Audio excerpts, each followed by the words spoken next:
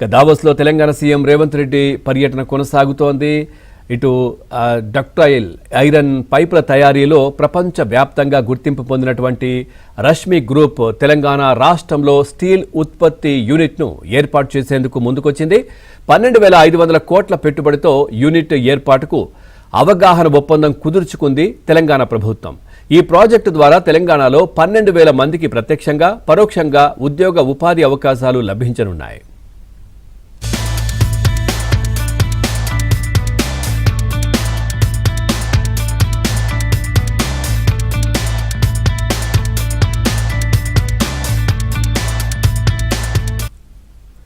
$6,000 కోట్లతో తెలంగాణలో స్లోవేకియా రియాక్టర్ విద్యుత్ ప్లాంట్ అభివృద్ధి చేసేందుకు ప్రభుత్వానికి ఈఓఐ సమర్పించింది.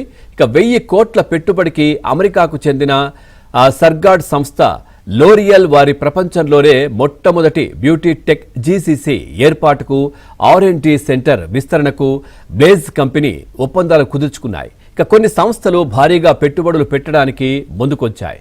ఇంకా కొన్ని సంస్థలు తమ యూనిట్లను విస్తరించడానికి సంసిద్ధత వ్యక్తం చేశాయి.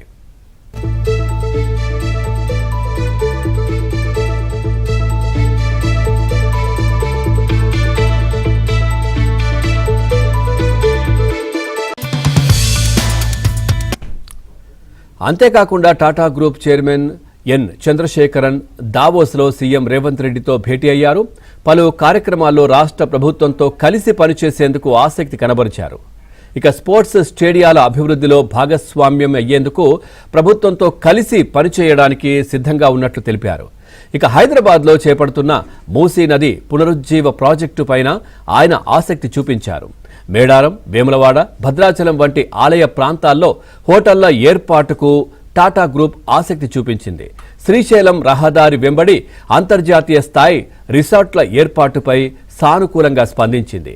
ఏఐ డేటా సెంటర్లు, సెమీ కండక్టర్లు, ఈవీ తయారీ రంగాల్లో తెలంగాణలో కొత్త పరిశ్రమలు నెలకొల్పే అవకాశాలపై టాటా చైర్మన్ ఆసక్తి కనబరిచారు.